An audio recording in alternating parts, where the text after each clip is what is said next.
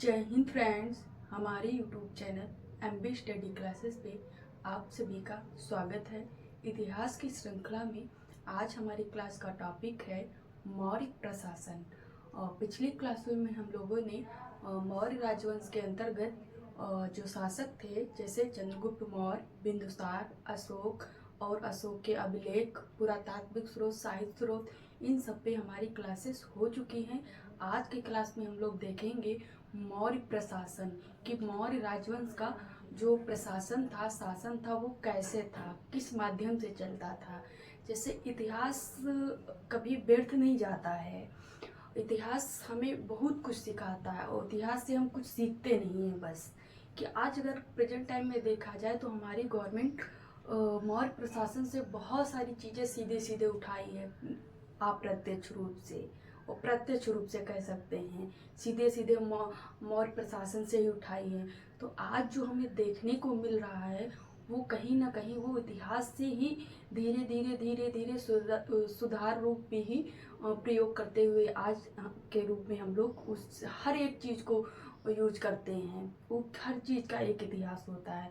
वैसे ही प्रशासन के माध्यम से हम देखेंगे कि मौर्य प्रशासन कैसा था, क्या था। और मौर्य राजवंश जो था भारत का ये प्रथम राजवंश था। जो साम्राज्यवादी विस्तार नीति के अंतर्गत हम लोग देखे थे तो भारत का प्रथम साम्राज्य निर्माता जो माना जाता है वो चंद्रगुप्त मौर्य को माना जाता है। तो इतना बड़ा अखंड भारत का निर्माण जो होता है वो चंद्रगुप्त मौर्य के समय पे होता है। तो उतने टाइम पे प्रशासन कैसे चलाता था चंद्रगुप्त मौर्य। इतनी बड़ी अखंड भारत हमारा इतने टाइम पर का केवल खंडित भारत है, तब प्रशासन में इतनी कठिनाई होती है। तब अखंड भारत था, अखंड भारत में पूरा पाकिस्तान हो जाता, अफगानिस्तान हो जाता, ईरान हो जाता, सीरिया हो जाता, बांग्लादेश हो जाता है। अखंड भारत के ये हिस्से हैं। तो तब का प्रशासन चंद्रगुप्त मौर्य के समय पे, अशोक के टाइम पे, बिंदुसार के टाइम पे कैसा था। तो ये सब चीजें देखेंगे आज के क्लास में कि मौर्य प्रशासन कैसा था। आज की क्लास का टॉपिक है कि मौर्य प्रशासन कैसा था। अगर समय पीरियड की बात करें कि मौर्य प्रशासन का जो समय पीरियड माना जाता है वो 322 बीसी से लेके 185 बीसी माना जाता है। ये जो समय पीरियड है ये मौर्य राजवंश का समय पीरियड माना जाता है। अगर हम माइनस करके देखें तो कुल 137 वर्ष तक जो है ना मौर्य राजवंशों ने शासन किया था। कुल 137 वर्षों तक मौर्य राजवंशों ने शासन किया था। मौर्य राजवंशों के प्रांतों की बात करें तो जो चंद्रगुप्त मौर्य के टाइम पे थे तो देखा जाए 4 थे। और प्रारंभिक दौर पे अशोक के टाइम पे देखा जाए तो तब भी 4 थे। जब वो कलिंग को जीत लेता है तो 5 हो जाते हैं। तो मौर्य जो चंद्रगुप्त मौर्य था, चंद्रगुप्त मौर्य के टाइम पे 5 थे, लेकिन जब कलिंग अपने आप को स्वतंत्र घोषित कर लेता है तो प्रारंभिक दौर में जो अशोक के टाइम पे थे मौर्यकालीन प्रांत वो 4 हो जाते हैं। लेकिन अंततः जब अशोक जीत लेता है तो मौर्य साम्राज्य के प्रांत 5 पुनः हो जाते हैं। तो मौर्य साम्राज्य कुल 5 प्रांतों पे विभाजित था। उसका शासन प्रशासन कैसे चलता था हम लोग आज के क्लास में देखेंगे। मौर्य समाज का जो पीरियड, मौर्य काल का समय पीरियड जो है वो 300 बीसी से लेके 185 बीसी है। मौर्य प्रशासन पढ़ने से पहले हम लोग जान लेते हैं कि सबसे पहले इतिहास में जो है ना स्रोत महत्वपूर्ण होते हैं। कि किसी भी चीज़ को जानने से पहले इतिहास में स्रोत सबसे महत्वपूर्ण साधन होते हैं, क्योंकि इतिहास स्रोतों के ही माध्यम से लिखा गया होता है। तो अगर हम स्रोतों की बात करें कि मौर्यकालीन इतिहास जानने के महत्वपूर्ण स्रोत क्या है, तो मौर्यकालीन इतिहास जानने के सबसे महत्वपूर्ण स्रोत जो है वो चाणक्य का अर्थशास्त्र है। इसके बाद मेगस्थनीज का इंडिका है और अशोक के अभिलेख हैं। और शक शासक थे बुद्धदामन, उनके जूनागढ़ अभिलेख हैं। ये प्रमुख हो जाते हैं। इसके अलावा अन्य भी हैं जैसे कि NBPW हो जाएंगे और बड़े सिक्के हो जाएंगे, मूर्तियाँ हो जाएंगी। ये सब भी साधन है जानने के इतिहास को। लेकिन प्रशासन को मुख्य रूप से जानने के जो साधन है वो यही है। ये चाणक्य की जो किताब है उनका नाम है अर्थशास्त्र और मेगस्थनीज की जो बुक है उसका नाम है इंडिका। चाणक्य की अर्थशास्त्र फर्स्ट नंबर पे, फिर मेगस्थनीज की इंडिका, फिर अशोक के अभिलेख हो जाएंगे। अशोक के अभिलेख तो इतने महत्वपूर्ण हैं कि अशोक के लगभग अभिलेखों से पता चल जाता है कि उसका प्रशासन कैसा था। वो अपने धौली और कलिंग अभिलेखों में वो कैसे प्रशासन के प्रति व्यवहार रखता है, कैसे जनता के प्रति व्यवहार रखता है, वो आम शब्दों में बताता है। तो अशोक के अभिलेखों से भी प्रशासन के बारे में बहुत अच्छी जानकारी प्राप्त हो जाती है।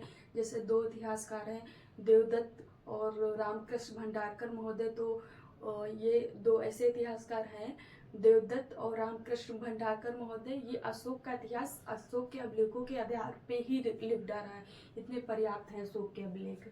इसके बाद शक शासक है रुद्रदामन। शक शासक रुद्रदामन का जो अभिलेख है वो है जूनागढ़ अभिलेख। ये है 150 एडी का है, ये 150 एडी का है, लेकिन इसमें मौर्य वंश के जानने के साधन मिलते हैं। तो जो रुद्रदामन का जूनागढ़ अभिलेख है ये 150 एडी का है, लेकिन इसमें मौर्य राजवंशों की क्या जानकारी मिलती है। तो इसमें मौर्य काल में चंद्रगुप्त मौर्य के समय पे गिरनार वाले क्षेत्र में, गुजरात के गिरनार वाले क्षेत्र में इसके एक प्रांतीय गवर्नर रहते हैं। जैसे इससे पता चलता है कि जो गवर्नर नियुक्त करते थे चंद्रगुप्त मौर्य के समय पे, वो जरूरी नहीं था कि उसके परिवार के ही मेंबर हैं। तो जो गिरनार के क्षेत्र का गवर्नर था वो पुष्यगुप्त वैश्य था। तो पुष्यगुप्त वैश्य के समय पे एक सुदर्शन झील का निर्माण किया गया था।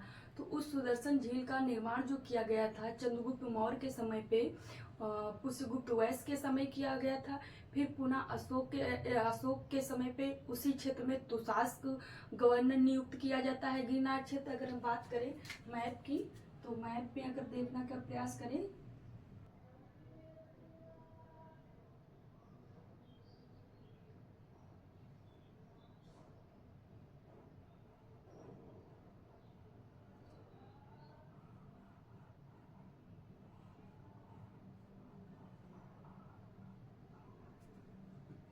ये है भारत का मैप।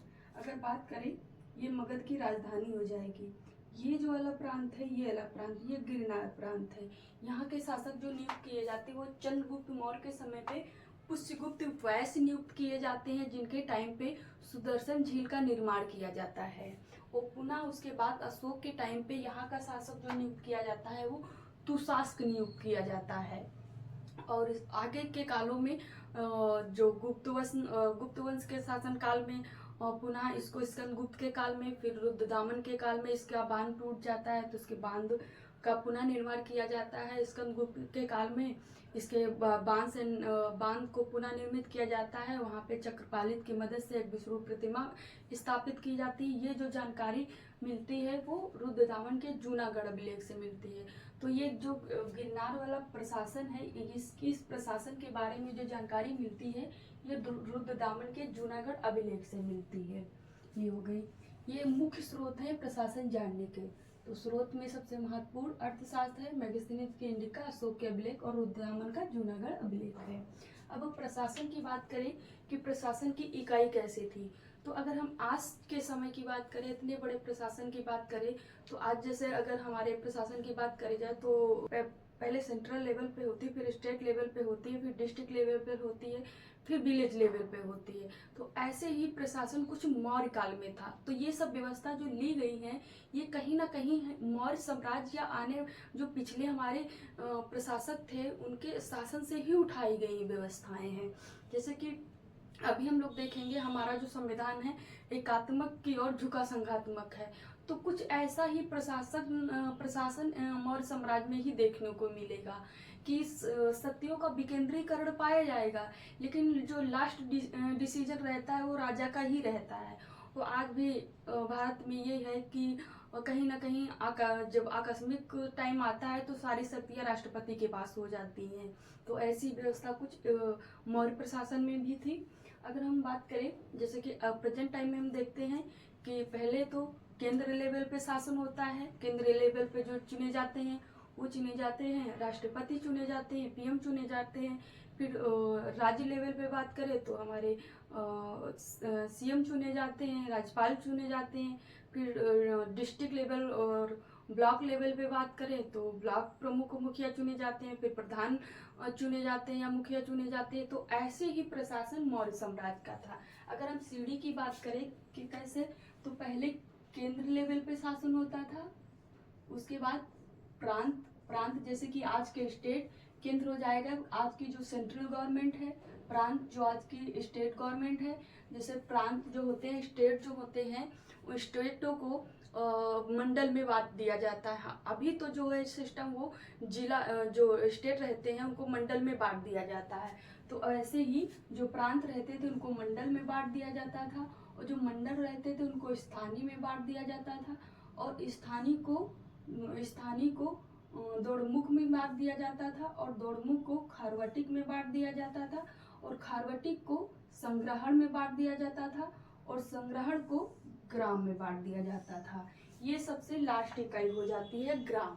तो मौर्य प्रशासन की सबसे छोटी इकाई पूछी जाए तो हो जाएगा ग्राम, और सबसे बड़ी इकाई पूछी जाए तो हो जाएगा केंद्र। एक बार फिर से देख लेते हैं। तो प्रशासन की सबसे बड़ी इकाई केंद्र, केंद्र को किस में बांटा गया, तो प्रांत में बांटा गया, और प्रांत को किस में बांटा गया, तो मंडल में बांटा गया। मंडल को किस में बांटा गया, मंडल को स्थानीय में बांटा गया, और स्थानीय की बात करें किस में बांटा गया, तो स्थानीय को दौड़मुख में बांटा गया, और दौड़मुख की बात करें तो दौड़मुख को खारवटिक में बांटा गया, और खारवटिक को किस में बांटा गया, तो संग्रहण में बांटा गया, और संग्रहण को किस में बांटा गया, तो ग्राम में बांटा गया। ये प्रशासन की इकाई हो गई। इस स्टेप से शासन होता था टॉप लेवल से लेके ग्राम स्तर तक, आम जनता तक। अगर हम बात करें इसमें, तो इसका प्रमुख राजा होता था, इसका प्रांतपति रहता था, ये ऐसे शासन होते थे। तो ये पूछा जाता, मिलाने के लिए आ जाता है। जैसे स्थानीय की बात करें तो स्थानीय जो रहता था प्रमुख, वो 800 गाँव का प्रमुख रहता था। 800 गाँव को मिला के स्थानीय बनाया जाता था। स्थानीय जो है ना वो 800 गाँव का प्रमुख रहता था, और जो दौड़मुख था वो 400 गाँव का प्रमुख था। दौड़मुख 400 गाँव का प्रमुख था, 400 गाँव का प्रमुख था। और खारवटिक जो था ना, ये 200 गाँव का प्रमुख था। खारवटिक जो बनाया जाता था वो 200 गाँव का बनाया जाता था। खारवटिक मतलब कि अगर खारवटिक संस्था है तो मतलब वो 200 गाँव की संस्था है। और जो संग्रहण है, संग्रहण ये 10 गाँव का समूह होता था। संग्रहण 10 गाँव का समूह होता था। ये जो ग्राम लेवल पे है, ग्राम लेवल पे 2 प्रमुख रहते थे। पहला तो ये ग्रामीण रहता था, ग्रामीण। दूसरा वृद्धा परिषद रहती थी। जो गांव के बड़े मुखिया बूढ़े रहते थे उनकी एक परिषद रहती थी, तो उनके निर्णय भी मान्य रहते थे। तो सबसे नीचे वृद्धा परिषद या ग्रामीण सजाने के लिए, अभी क्रम सजाने के लिए मिल सकता है, ग्रामीण भी मिल सकता है, और ग्रामीणी भी मिल सकता है, या वृद्धा परिषद मिल सकता है। तो सबसे निम्न स्तर पे ग्राम, टॉप लेवल पे केंद्र, ये हो गया। और ये सजाने के लिए पूछ लेता है।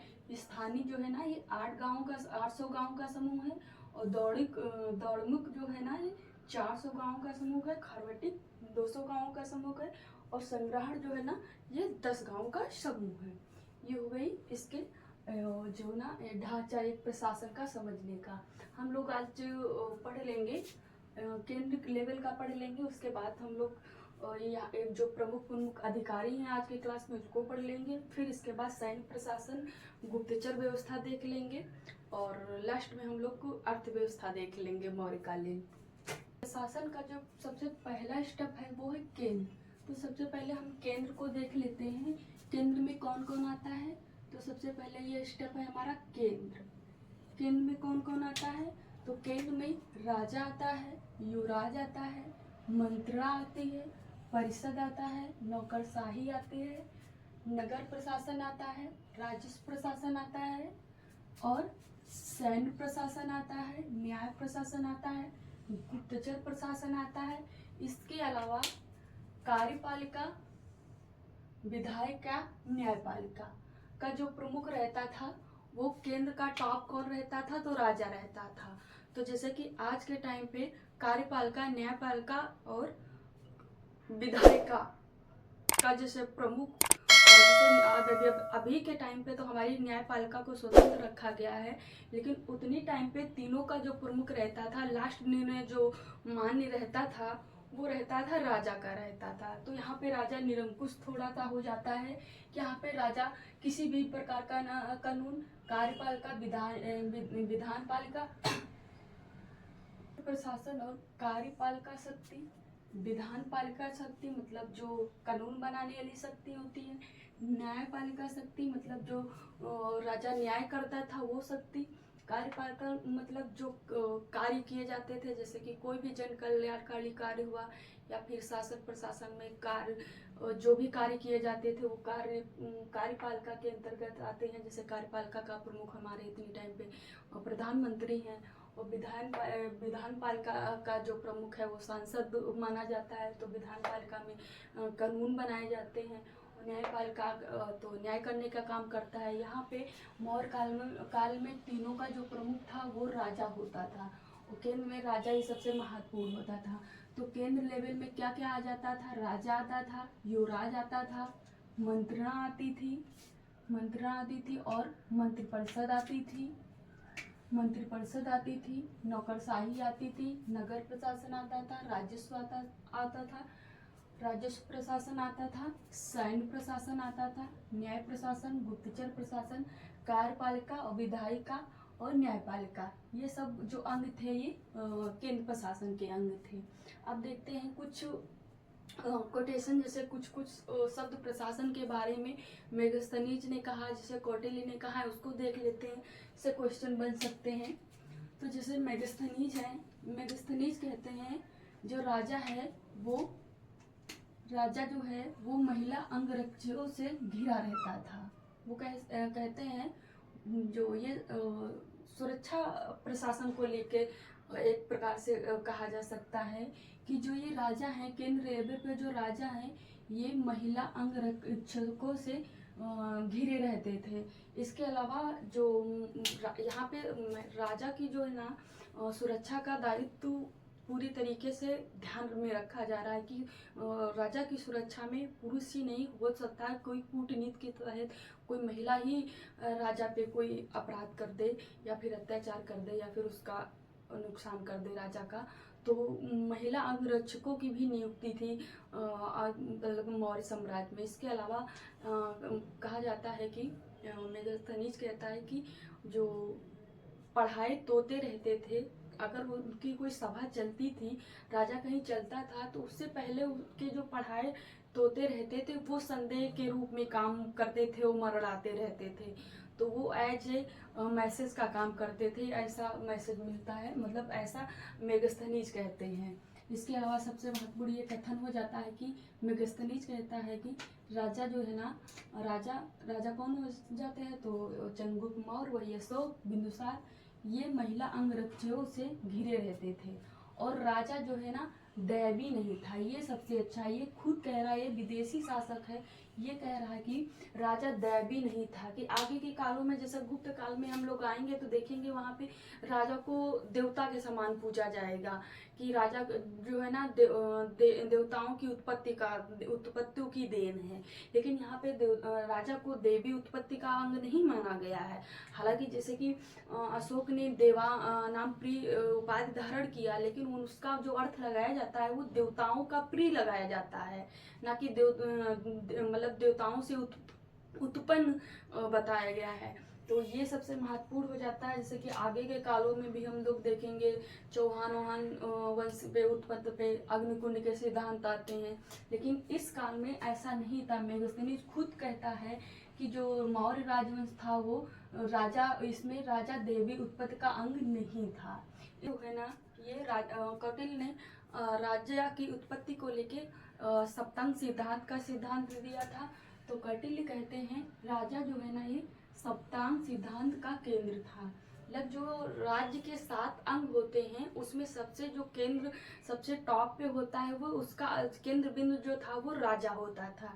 तो जैसे कि सप्तांग सिद्धांत के अंतर्गत जो राज्य के 7 अंग होते थे, राजा, आमत्य, मित्र, कोष, दंड इत्यादि जो थे, ये राज के जो 7 अंग थे उसका जो केंद्र बिंदु था वो राजा ही था। ये कहते हैं, और ये पूछा जाता है कि ये सप्तांग सिद्धांत किसने दिया, तो ये कौटिल्य ने दिया था। राज्य के सप्तांग सिद्धांत, राज्य के 7 अंग होते हैं। इसके बाद जो ये था मौर्य साम्राज्य, ये पैतृक निरंकुश राजतंत्र था। ये पैतृक था और निरंकुश राजतंत्र था। पैतृक कैसे था कि जैसे हम लोग देखे हैं चंद्रगुप्त मौर्य के बाद उसका बेटा ही, जैसे सुसीम है, वो शासन गद्दी पे बैठा, बिंदुसार गद्दी पे बैठा, और बिंदुसार का बेटा सुसीम बैठा, सुसीम के बाद अशोक बैठा, अशोक का बेटा फिर जो रहता है वो बैठता है। तो यहाँ पे बाहर के लोग नहीं बैठते हैं, राजघराने के लोग ही, जो ज्येष्ठ पुत्र रहते हैं वही बैठते हैं। इसीलिए यहाँ पे पैतृक कहा गया, पैतृक निरंकुश राजतंत्र। तो यहाँ पे लोकतंत्र व्यवस्था नहीं थी, राजतंत्र व्यवस्था थी। और जो व्यवस्था थी वो निरंकुश थी, लेकिन किसी प्रकार का अपद्र नहीं होता था। राजा इतनी मनमानी नहीं करता था कि राजा को हटाना पड़े, ऐसा कुछ करना पड़े। तो यहाँ पे पैतृक निरंकुश राजतंत्र व्यवस्था जो है ना मौर्य साम्राज्य में प्रचलित थी। तो पूछा जाए राजतंत्र था कि लोकतंत्र था, तो यहाँ पे राजतंत्र व्यवस्था थी। और कैसी थी, तो पैतृक थी। वहां पे राजा का चुनाव नहीं होता था, राजा स्वयं पैतृक जो ज्येष्ठ पुत्र होता था राजा का, वही राजा बनता था। तो पैतृक निरंकुश राजतंत्र था। और राजा और प्रजा के बीच जो व्यवहार था वो पुत्रवत व्यवहार था। मतलब जैसे एक पिता और पुत्र के बीच व्यवहार होता है, वैसे ही मौर्य साम्राज्य में प्रजा और राजा के बीच व्यवहार था। तो यहाँ पे जो मौर्य साम्राज्य में राजा और प्रजा के बीच जो व्यवहार था वो पुत्रवत व्यवहार था। जैसे एक व्यवहार पिता और पुत्र के साथ होता है, वैसा व्यवहार मौर्य साम्राज्य में राजा और प्रजा के बीच था। इसके बाद जो राजा थे वो धर्म सहिष्णुता राजा थे। जितने भी राजा देखे हम लोग, अशोक को देखें, वो भी धर्म सहिष्णुता राजा था। बिंदुसार था, वो भी अलग धर्म का था। चंद्रगुप्त मौर्य था, तो स्टार्टिंग में वो हिंदू धर्म का था, लेकिन लास्ट में आते आते उन्होंने जैन धर्म ग्रहण कर लिया। अशोक तो खुला शब्दों में ही कहता है, अपने 11वें 12वें और 7वें शिलालेख में कहता है कि सभी धर्मों की इज्जत करनी चाहिए। तो 7वें में कहता है और 11वें में कहता है मेरे अधिकारी ब्राह्मण को ना सताएं। 11वें बृहद स्तंभ लेख में कहता है अशोक की मेरे अधिकारी ब्राह्मण को ना सताएं, क्योंकि वो बौद्ध धर्म को फॉलो कर रहा था। तो इसमें जितने मौर्य राजवंश में शासक होते हैं वो सब धर्म सहिष्णुता शासक होते हैं। इसके बाद जो है ना वो जन कल्याणकारी शासक थे। तो इसके जो ये था मौर्य राजवंश, वो पैतृक निरंकुश राजतंत्र था फिर भी, लेकिन राजा और प्रजा के बीच जो पुत्रवत व्यवहार था, धर्म सहिष्णुता था और जन कल्याणकारी था। मतलब जन कल्याणकारी मतलब है कि हर प्रजा का कल्याण करने का कोशिश हर स्तर से राजा करता था। इसके बाद राजा के कार्य देखें कि राजा क्या कार्य करता था, राजा के प्रमुख कार्य क्या थे। तो राजा के अगर हम कार्यों की बात करें कि राजा के प्रमुख कार्य क्या थे, राजा क्या कार्य करता था, अगर हम आज के टाइम पूछे मुख्यमंत्री के क्या कार्य हैं, राष्ट्रपति के क्या कार्य हैं, तो वैसे राजा के क्या कार्य थे मौर्य काल में। तो राजा के जो मुख्य कार्य थे वो आमत्य की नियुक्ति करना और निष्कासन करना। अगर आमत्य अच्छा नहीं है तो उसको निकाल भी देना। यहाँ पे आमत्य की नियुक्ति भी करता है, अगर आमत्य अच्छा नहीं है तो उसको निष्कासन भी कर देता है। इसके बाद न्याय करना, जनता को कानून बनाना और समस्त व्यवस्थाओं को देखना, साम्राज्य की जितनी भी व्यवस्थाएं हैं उनको देखना। तो प्रमुख कार्यों में आमत्य की नियुक्ति करना और उनको हटाना, और प्रजा को न्याय दिलाना, कानून बनाना, और इसके अलावा समस्त व्यवस्थाओं जो समाज की समस्त व्यवस्था होती थी उनको देखना, ये राजा के कार्य होते थे। इसके बाद कौटिल्य कुछ कहते हैं प्रशासन के बारे में कि राजा जो है ना वो 8-8 घंटे, कौटिल्य कहते हैं राजा के कार्यों को लेके कहते हैं राजा को 8-8 घंटे बांट कर काम करना चाहिए। जैसे कि 24 घंटे का दिन होता है तो राजा को 8-8 घंटे बांट के काम करना चाहिए। ऐसा कौन सा सलाह दे रहा है, तो कौटिल्य अपने अर्थशास्त्र में राजा को सलाह दे रहा है कि राजा को 3 शिफ्टों में बांट के अपना काम करना चाहिए 8-8 घंटे। तो राजा को कौटिल्य सलाह दे रहा है कि राजा को 8-8 घंटे दिन को बांट के 3 शिफ्टों में काम करना चाहिए। और राजा गुप्त जो ये कौटिल्य के अर्थशास्त्र में कहा गया है कि राजा स्वयं कहता है कि गुप्तचरों की पहुंच जो है ना वो हर टाइम राजा के पास होनी चाहिए। यह कौटिल्य अपने अर्थशास्त्र में कहता है कि जो गुप्तचर हैं उनकी पहुंच राजा के पास हर एक टाइम होनी चाहिए। राजा जैसे कहीं भी रहे, राजा उद्यान में रहे, भोजन पे रहे, शयन पे रहे, कहीं पे भी रहे, एनीवन किसी भी जगह पे रहे, राजा मतलब उद्यान में है, भोजन पे है, शयन में है, या फिर कहीं घूम रहा है, टहल रहा है, किसी भी एनीवन जगह पे है, लेकिन गुप्तचरों की जो पहुंच हर टाइम रहेगी तो गुप्तचर प्रजा की हर एक सुख दुख से अवगत करा पाएंगे हर एक टाइम। तो ये कहने का मतलब है कौटिल्य साहब का कि जो जब प्रजा गुप्तचर राजा से हर टाइम मिल पाएंगे तो हर एक सिचुएशन को वो बता पाएंगे, अपडेट करा पाएंगे प्रजा की सूचनाओं के। अगर घंटा 2 घंटा वेट ही करना पड़ेगा, जैसे कि अब कोई गुप्तचर आया है, राजा शयन कक्ष में है, अब उसको दोपहर में आया है, शाम में कह रहा है राजा शाम में आएंगे, तो उसको 5-6 घंटे का गैप हो जा रहा है, 2-4 घंटे के बाद तब तक कोई विद्रोह हो जा रहा है, तो ऐसी घटनाएं होने की संभावनाएं रहती। तो इस वजह से कौटिल्य ये सजेशन दे रहा है कि राजा को 3-3 घंटे काम बांट के करना चाहिए और राजा की पहुंच गुप्तचरों की पहुंच राजा के पास हर टाइम होनी चाहिए, एनीवन कहीं भी राजा रहे। इसके बाद जो केंद्र है, ये केंद्र की जो सत्ता देख रहे हैं, केंद्र में सबसे महत्वपूर्ण जो संस्था रहती है ये है मंत्रणा। मंत्रणा जो रहती थी ये जान लीजिए केंद्र बिंदु है। केंद्र में पूरे जो साम्राज्य है, मौर्य साम्राज्य का केंद्र बिंदु है। इसमें सबसे महत्वपूर्ण अधिकारी रहते थे। इसमें 4 से 5 लोगों का समूह रहते था। इसमें स्वयं राजा भी रहता था, अन्य लोग भी रहते थे।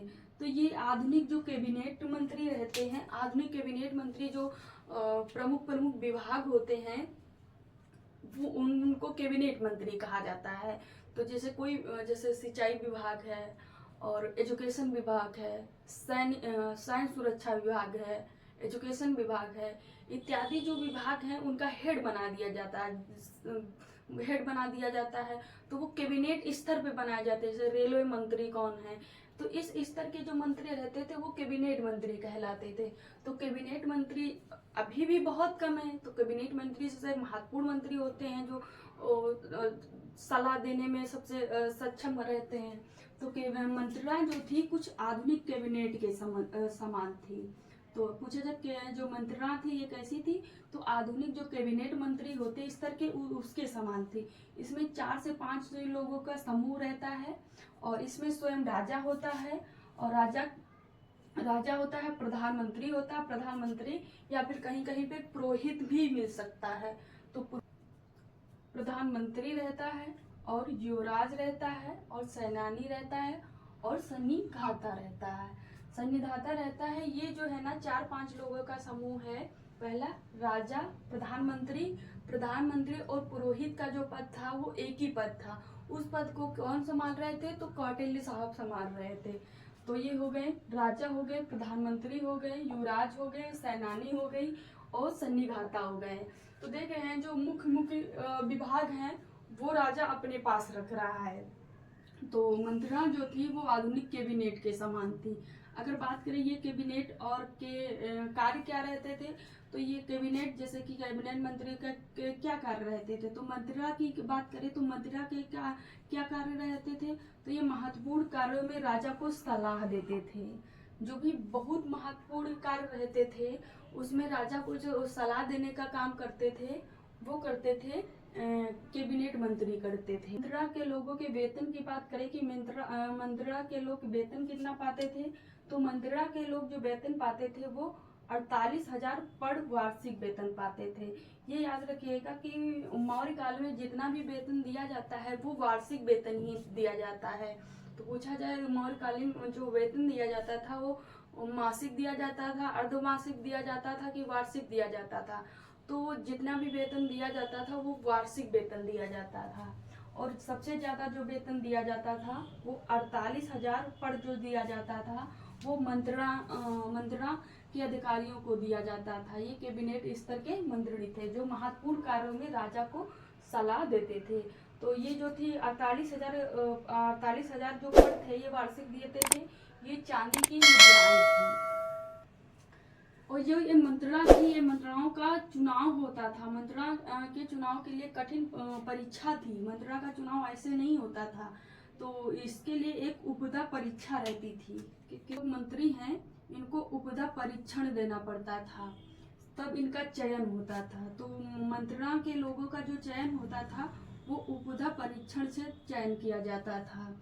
और इसमें चयन में देखा क्या जाता था कि मंत्री जो है ना वो ईर्ष्या वाला तो नहीं है, दूसरा इसमें ये मंत्री लोभी तो नहीं है, व्यभिचारी तो नहीं है, क्रोधी तो नहीं है।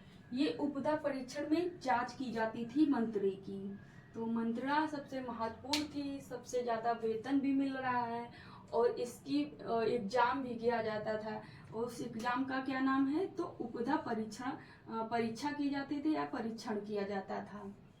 और क्या इसमें क्या क्या चेक किया जाता था, तो ईर्ष्या करने वाला ना हो, लोभी ना हो, व्यभिचारी ना हो, क्रोधी ना हो। तो जैसे कि अगर क्रोधी चेक करना है तो जानबूझ के उस मंत्री से किसी को भिड़ा देते थे, लड़ाई करवा देते थे, चेक कर लेते थे कि क्रोधी है कि नहीं।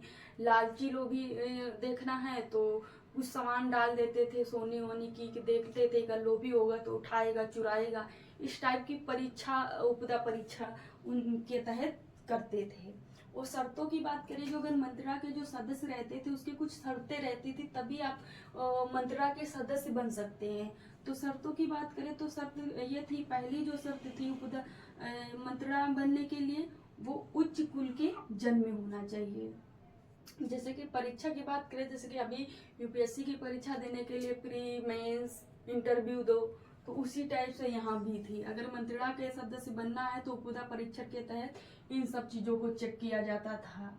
अभी हमारी बौद्धिक क्षमता चेक की जाती है, इंटरव्यू के तहत हमारी वाक क्षमता और अन्य चीज़ें चेक की जाती हैं। यही सब चीज़ें तो चेक की जाती हैं कि कितनी जल्दी क्रोध हो सकते हैं, क्या हो सकते हैं। तो ऐसा ही कुछ ऐसा था मंत्रणा के लोगों के साथ उपदा परीक्षण में किया जाता था। शर्तें जो थी वो उच्च कुल में जन्मे होना चाहिए। दूसरी जो शर्त थी वो चरित्रवान होना चाहिए। तीसरी जो थी वो भ्रष्टाचारी ना हो। तो मंत्रणा के सदस्य बनने के लिए 3 शर्तें थी। पहली कि वो उच्च कुल में जन्मे होना चाहिए, दूसरी वो चरित्रवान होनी चाहिए, तीसरी वो भ्रष्टाचारी ना हो, तब वो व्यक्ति मंत्रणा का सदस्य बन सकता है। मंत्रणा के नीचे जो रहती थी वो रहती थी मंत्री परिषद। मंत्री परिषद में जो सदस्य रहते थे ये मंत्रणा से नीचे के सदस्य रहते थे, और जो ये अपर रहते थे। मंत्री परिषद से अपर रहते थे। तो जैसे आज भी देखिए मंत्रिमंडल जो रहता है हमारा वो बड़ा रहता है, मुख्य रहता है, और कैबिनेट स्तर के। मंत्री परिषद में बड़े लोग, मतलब बड़ी संख्या में लोग पाए जाते हैं। तो वैसे ही सेम यहाँ भी दिखाई देता है। तो मंत्री परिषद में बड़ी संख्या पाई जाती है और मंत्रिमंडल में मुख्य पाए जाते हैं। तो मंत्री परिषद की जो चर्चा है ना कई रूपों में हुई है। जो अर्थशास्त्र में चर्चा मिलती है मंत्री परिषद की, वो मिलती है परिसा और पलिसा के नाम से मिलती है। तो पूछा जाए कि पलिसा और परिसा क्या है, तो ये कौटिल्य की अर्थशास्त्र में लिखे मंत्री परिषद के नाम है। तो मंत्री परिषद का जो नाम लिखा आया है वो परिसा और पलिसा आया है। परिसा और पलिसा आया है। किसमें आया है, तो ये कौटिल्य के अर्थशास्त्र में आया है। इसके अलावा सुनी डाई जो शब्द आया है ये मंत्री परिषद के लिए आया है। लेकिन किसके ग्रंथ में आया है, तो ये मेगास्थनीज की इंडिका में आया है। तो यहाँ पे मंत्री परिषद के लिए हमें 3 शब्द मिल रहे हैं। कौन कौन मिल रहे हैं, तो पलिशा जो मिल रहे हैं ये अर्थशास्त्र में मिल रहे हैं। इसके बाद सुने डाई जो मिल रहा है ये मेगास्थनीज की इंडिका में मिल रहा है। और इसकी बात करें यहाँ पे भी जो अधिकारी रहते थे वो उच्च श्रेणी के रहते थे। और यहाँ पे जो अधिकारी रहते थे वो 18 तीर्थ अधिकारी रहते थे।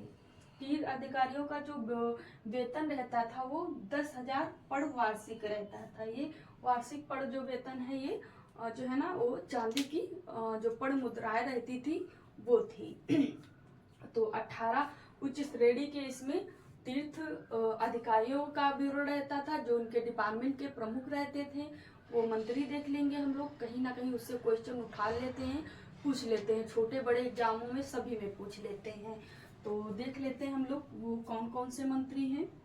तो पहले की बात करें हम तो ये हैं प्रधानमंत्री। प्रधानमंत्री और पुरोहित का जो पद सुशोभित कर रहे थे वो थे हमारे कौटिल्य महान थे। तो कौटिल्य दोनों पद एक साथ देख रहे थे, प्रधानमंत्री का पद भी देख रहे थे और पुरोहित का भी पद देख रहे थे। और इसे प्रधानमंत्री और पुरोहित के पद में आगे चल के अंतर होता है। जैसे कि चंद्रगुप्त मौर्य के समय पे जो प्रधानमंत्री और पुरोहित रहते हैं वो कौटिल्य रहते हैं। बिंदुसार के टाइम पे प्रारंभिक दौर पे कौटिल्य ही रहते हैं, लेकिन जो बीच का समय आता है कौटिल्य नहीं रहते हैं, फिर तो खल्लाटक हो जाता है।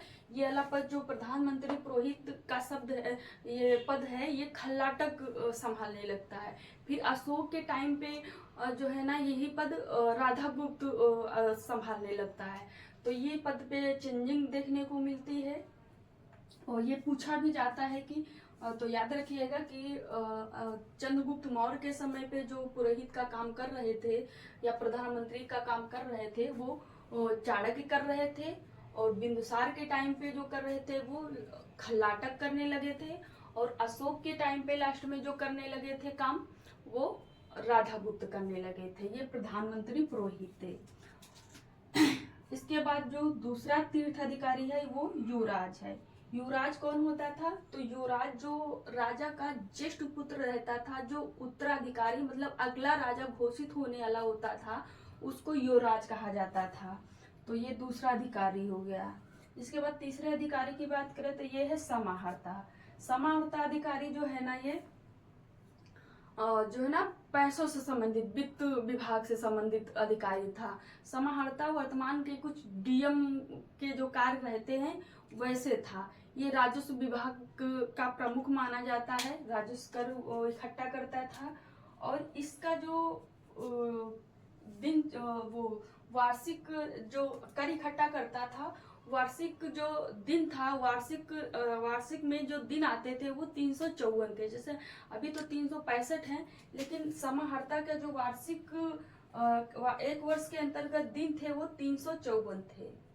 354 थे। और इनका जो वित्तीय वर्ष स्टार्ट होता था वो जुलाई में स्टार्ट होता था, जुलाई में हो सकता, और हिंदी महीनों में आषाढ़ में होता था।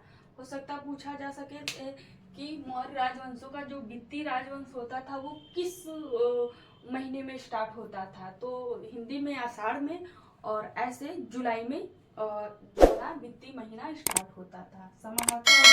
इसके बाद ये हो गया सन्निधाता। सन्निधाता जो था ये कोषाध्यक्ष था। ये क्या था? कोषाध्यक्ष था, कोषाध्यक्ष था। इसके बाद है प्रदेष्टा। प्रदेष्टा जो था ना ये फौजदारी न्यायालय का प्रमुख था। तो ये आप लोग नोट कर लीजिएगा, हम ऐसे बोल दे रहे हैं। तो प्रदेष्टा जो था ये फौजदारी न्यायालय का प्रमुख था। व्यवहारिक जो था ये सिविल न्यायालय जो प्रदेष्टा में जो है ना मारपीट, फौजदारी न्यायालय मारपीट के मुकदमे जो रहते थे वो देखे जाते थे, और व्यवहारिक सिविल मामले जो जमीनी विवाद से संबंधित रहते थे वो देखे जाते थे। तो उसके जो प्रमुख रहता था उसे व्यवहारिक कहा जाता था, और फौजदारी के प्रमुख को प्रदेष्टा कहा जाता था। इसके बाद है ये कर्मांतिक। कर्मांतिक जो है ना ये उद्योग धंधों का प्रमुख होता था।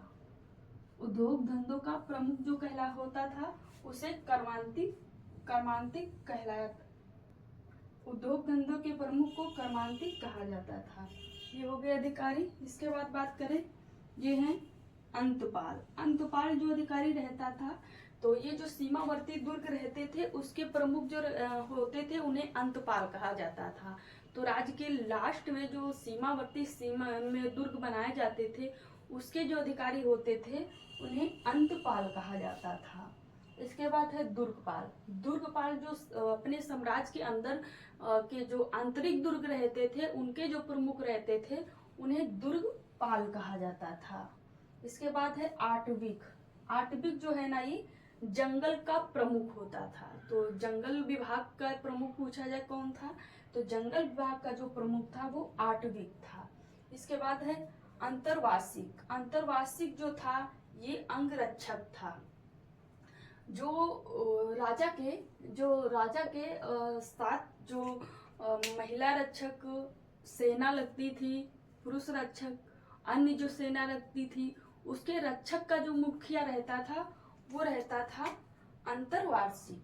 अंतर्वार्षिक जो था ना ये राजा के सुरक्षा के राजा के अंगरक्षक की जो सुरक्षा का प्रमुख रहता था उसे अंतर्वार्षिक कहा जाता था। इसके बाद है द्वारिक। द्वारिक जो है ना ये जो राजमहल होता था, राजमहल का प्रमुख होता था। तो द्वारिक जो है ना ये राजमहल का प्रमुख रहता था। अंतर्वार्षिक जो है ना अंगरक्षक, राजा की अंगरक्षक जो सेना रहती थी, अंगरक्षक सेना में जैसे कि पालतू पढ़ाए हुए तोते, महिलाएं, पुरुष, अन्य सेना जो रहती थी उसके प्रमुख रहते थे। ये अंतर्वार्षिक हो गया, ये द्वारिक हो गया।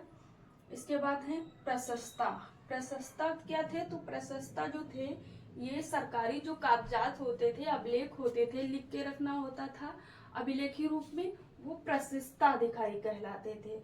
तो प्रशस्ता पूछा जाए किसका मुखिया था, तो अभिलेखागार के जो मुखिया रहते थे उन्हें या फिर कागजात के जो प्रमुख रहते थे उन्हें प्रशस्ता कहा जाता था। इसके बाद है नायक। नायक जो थे ये सेना के प्रमुख थे, सेना के प्रमुख को नायक कहा जाता था।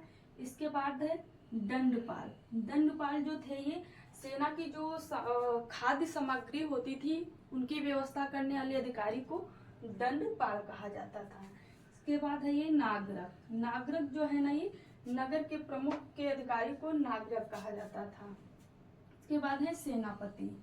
सेनापति जो है ना सेनाओं के जो पति रहते थे उन्हें ही सेनापति के, उनका जो अधिकारी रहता था उन्हें सेनापति कहा जाता है। नागरक नगर का प्रमुख रहता था। दंडपाल ये पूछा गया है, ये इम्पोर्टेंट है कि दंडपाल अधिकारी कौन था, तो दंडपाल अधिकारी जो था जो सेना को रसद सामग्री, मतलब कि जैसे वो खाद्य सामग्री जितनी भी सेना कहीं भी जाएगी और उसके खाने की जितनी भी व्यवस्था होगी वो दंडपाल विभाग का अध्यक्ष सारी व्यवस्था करेगी। सेना वो जाएगी और खाने वाला डिपार्टमेंट जो रहेगा वो दंडपाल का रहेगा। इसके बाद है ये मंत्रिपरिषद अध्यक्ष। मंत्रिपरिषद जो अध्यक्ष है ना ये पूरे जो ये 18 अधिकारी है ना इनका एक अध्यक्ष रहता था। तो इसका जो अध्यक्ष रहता था उसे मंत्रिपरिषद अध्यक्ष कहा जाता था। तो ये हो गया मंत्रणा के बाद मंत्रिपरिषद, ये मंत्रणा हो गई, ये मंत्रिपरिषद हो गई। इसके बाद प्रशासन में पहली बार देखने में आता है सबसे बड़ी नौकरशाही देखने में आती है। मतलब कि आज के टाइम पे इतनी पॉपुलेशन है तब इतनी बड़ी नौकरशाही है, लेकिन मौर्य साम्राज्य में पूरे इतिहास में सबसे पहले और सबसे बड़ी नौकरशाही जो देखी जाती है वो मौर्य साम्राज्य में देखी जाती है। तो विस्तृत जो नौकरशाही देखने को मिलती है वो मौर्य साम्राज्य में देखने को मिलती है। तो देख लेते हैं। और इस विस्तृत नौकरशाही के तहत 26 अध्यक्ष हैं जिनके प्रमुख को अध्यक्ष के नाम से जाना जाता है। तो प्रशासन में सबसे मंत्रणा हो गई, फिर मंत्रिपरिषद हो गई, फिर विस्तृत नौकरशाही के तहत 26 अध्यक्ष चुने जाते हैं। कितने? 26 अध्यक्ष चुने जाते हैं विस्तृत नौकरशाही के तहत। अगर देखें कि कौन कौन से थे तो इनसे भी क्वेश्चन बन जाता है। तो अगर बात करें तो पहला है पार्श्व अध्यक्ष। पार्श्व अध्यक्ष जो था ये व्यापार वाणिज्य का प्रमुख था। विविधाध्यक्ष की बात करें तो विविधाध्यक्ष जो था ये चारागाह और जल कुआं, जो यात्री आते थे, राहगीर आते थे, उनकी व्यवस्था करना, जल की व्यवस्था करना, रहने की व्यवस्था करना, ये काम जो रहता था ये विविधाध्यक्ष का रहता था। तो जो विविधा अध्यक्ष है यह प्रमुख हो जाता है कि विविधा अध्यक्ष का क्या काम था। तो विविधा अध्यक्ष का जो काम था वो चारागाह की व्यवस्था करना और जल कुएं की व्यवस्था करना और राहगीरों की व्यवस्था करना, उनके जलपान की व्यवस्था करना। इसके बाद है सूराध्यक्ष। सूराध्यक्ष जो है ये आबकारी विभाग के अध्यक्ष थे, आबकारी मतलब शराब विभाग के अध्यक्ष थे। इसके बाद है सूनाध्यक्ष। सूनाध्यक्ष जो है ना ये बूचड़ खाना जो होता है साल्टर हाउस के अध्यक्ष थे। मतलब यहाँ पे प्रॉपर हर चीज का एक डिपार्टमेंट निश्चित कर दिया गया है। जैसे कि आज के टाइम पे जैसे बूचड़ खाने के लिए अगर को खोलना है तो उसके लिए प्रॉपर ओनोसी लो, परमिशन लो तभी खोल सकते हो। वो व्यवस्था हमें मौर्य काल में प्रॉपर देखने को मिल रही। तो हमने अपने प्रशासन में बहुत कुछ इतिहास से उठाया है। खाली इतिहास को बस हम गाली देते हैं कि इतिहास से हमने कुछ नहीं सीखा है। तो ये सूराध्यक्ष जो है ना ये आबकारी विभाग का प्रमुख होता है। सूनाध्यक्ष जो है ना साल्टर हाउस का प्रमुख होता है। ये सीता अध्यक्ष है। सीता अध्यक्ष जो होता था ये राजकीय भूमि का रहता है। राजकीय भूमि दो प्रकार से इस पे खेती की जाती थी। अगर राजकीय भूमि पे दास खेती करते थे तो उसमें पूरी जो अनाज रहती थी वो राजकीय अन्नागार में जाता था। अगर उस पे कोई पब्लिक जाता है खेती करता है तो वो 1/2 बट जाता था। कि अगर राजकीय भूमि पे मतलब सीता भूमि पे कोई खेती करता है, कोई व्यक्ति जाता है अपनी खाद अपनी बीज का उपयोग करके सीता भूमि पे खेती करता है तो 1/भाग अपने पास रख लेता था, 1/भाग राजा को दे देता था। तो राजकीय भूमि का जो अध्यक्ष रहता था वो सीता अध्यक्ष कहलाता था। इसके बाद है ये गणिका अध्यक्ष। गणिका अध्यक्ष जो वैश्याओं का प्रमुख रहता था। यहाँ पे गणिकाओं का भी एक प्रॉपर डिपार्टमेंट बनाया गया है, जो कि आज के टाइम पे ये सब व्यवस्थाएं छुपा छुपी में होती हैं लेकिन लिखा पढ़ी में नहीं होती है। वहाँ उतनी टाइम पे ये प्रॉपर इसकी एक व्यवस्था थी कि जो गंदगी है एक किनारे एक कोने पे होनी चाहिए, सब कहीं पे नहीं होनी चाहिए। तो गणिका अध्यक्ष के जो प्रमुख रहते थे वैश्या वाले के वो गणिका अध्यक्ष कहलाते थे। इसके बाद है ये आकार अध्यक्ष। आकार अध्यक्ष जो थे ये खनन विभाग रहता है, माइंस विभाग, उसके अध्यक्ष जो थे वो आकार अध्यक्ष कहलाते थे। आकार अध्यक्ष कौन थे ये इम्पोर्टेंट हो सकता है कि आकार अध्यक्ष किसके प्रमुख थे। तो आकार अध्यक्ष जो प्रमुख थे वो माइंस विभाग या खान विभाग या खनन विभाग कह सकते हैं। तो जहाँ पे जो खनन का काम होता है जैसे कि माइंस वही खनन के अंतर्गत आ जाता है। माइंस का मतलब ही होता है खनन या खान कह सकते हैं। तो खान विभाग का जो प्रमुख हो रहा था वो आकार अध्यक्ष था। इसके बाद है ये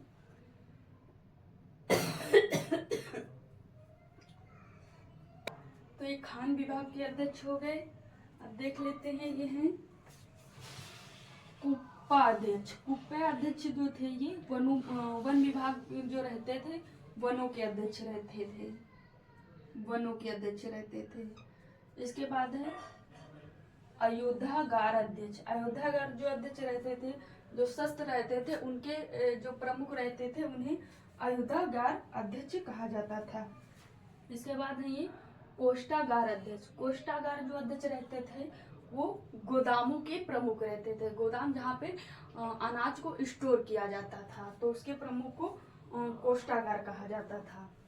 इसके बाद है शुल्क अध्यक्ष। शुल्क अध्यक्ष जहाँ ये कर चुंगी कर ये वसूल किया जाता था उसके प्रमुख को शुल्क अध्यक्ष कहा जाता था। इसके बाद है ये सूत्राध्यक्ष। सूत्राध्यक्ष जो है ना ये कटाई बुनाई के प्रमुख थे। तो सूत मतलब कपड़ा होता है, काटन का कपड़ा होता है, सूत मतलब काटन रहता है। तो वो सूत मतलब कटाई बुनाई के काम आता है, कटाई बुनाई करके ही कपड़ा बनाया जाता है। तो इसे याद रख सकते हैं कि सूत्राध्यक्ष के जो प्रमुख रहते थे वो कटाई बुनाई के प्रमुख जो रहते थे उन्हें सूत्राध्यक्ष कहा जाता था। इसके बाद है लोहाध्यक्ष। लोहाध्यक्ष जो थे ये लोहे की जो खाने रहती थी, लोहे के जो प्रमुख रहते थे बनी जितनी वस्तुएं रहती थी उसके प्रमुख को लोहाध्यक्ष कहा जाता था। गौध्यक्ष जो थे ये पशु विभाग के प्रमुख थे। पशु विभाग के जो प्रमुख थे उन्हें गौध्यक्ष कहा जाता था। इसके बाद है ये नवाध्यक्ष। नवाध्यक्ष जो थे ये अध्यक्ष जो है ये जहाज रानी के प्रमुख थे। जहाज रानी के प्रमुख जो जल वाली नाव रहती थी उनके प्रमुख जो थे वो नवाध्यक्ष थे। इसके बाद ये हैं पतनाध्यक्ष। पतनाध्यक्ष जो थे ये बंदरगाहों के प्रमुख थे। जो राज्य के बंदरगाह रहते थे उनके प्रमुख को पतनाध्यक्ष कहा जाता था। इसके बाद ये हैं संस्था अध्यक्ष। संस्था अध्यक्ष जो थे ये व्यापारिक मार्गों के जो प्रमुख रहते थे उनके अध्यक्ष कहलाते थे। तो जो जल मार्ग और स्थल मार्ग के जो प्रमुख रहते थे वह अध्यक्ष नियुक्त किए जाते थे, उन्हें संस्था अध्यक्ष कहा जाता था। इसके बाद है ये पौतवा अध्यक्ष। पौतवा अध्यक्ष जो थे ये नाप तौल के अध्यक्ष रहते थे। नाप तौल के अध्यक्ष को पौतवा अध्यक्ष कहा जाता था। इसके बाद है ये मानाध्यक्ष। मानाध्यक्ष जो थे ये समय और दूरी मापक के अध्यक्ष थे। समय, दूरी इत्यादि की जो मापक के अध्यक्ष विभाग के थे वो मानाध्यक्ष कहलाते थे। इसके बाद है ये अश्व अध्यक्ष। अश्व अध्यक्ष जो थे अश्व पालक, अश्व जहाँ मतलब घोड़े पाले जाते थे, घोड़े पूरे राज्य के घोड़े के जो प्रमुख रहते थे उन्हें अश्व अध्यक्ष कहा जाता था। इसके बाद है हस्त अध्यक्ष। हस्त अध्यक्ष जो थे वो हाथियों के प्रमुख को कहा जाता था। इसके बाद है स्वर्ण अध्यक्ष। स्वर्ण अध्यक्ष जो थे सोने के प्रमुख को स्वर्ण अध्यक्ष कहा जाता था। इसके बाद है ये अक्षय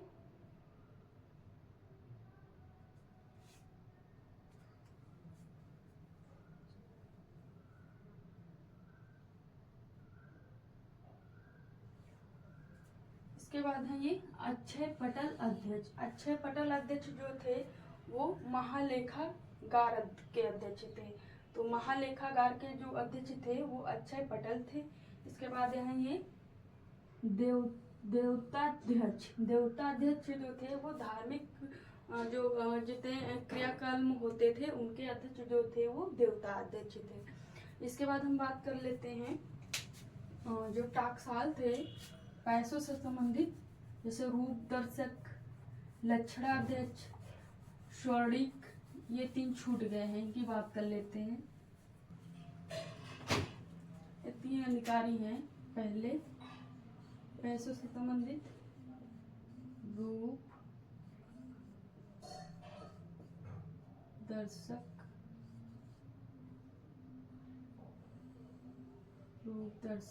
दूसरा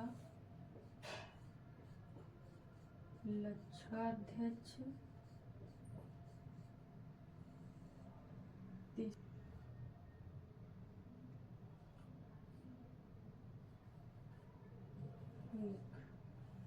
ये अधिकारी हैं। ये जो रूप दर्शक था ये चांदी की मुद्राओं की जांच करता था। चांदी की जो मुद्राएं रहती थी उसकी जांच करता था। ये जांच करता था। ये जो लक्षणाध्यक्ष है ये छापे खाने का प्रमुख था।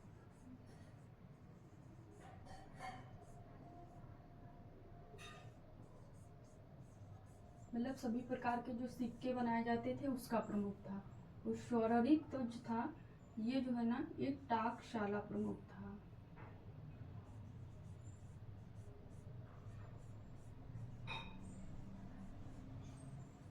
ये 3 अधिकारी छूट गए थे। तो ये हो गए जो 26 हमारे ये मंत्रिपरिषद के अध्यक्ष थे। आगे हम लोग देखेंगे इसके बाद स्थानीय प्रशासन देखेंगे, गुप्तचर व्यवस्था देखेंगे, नगर प्रशासन देखेंगे, सैन्य प्रशासन देखेंगे। बाकी आज के लिए जय हिंद।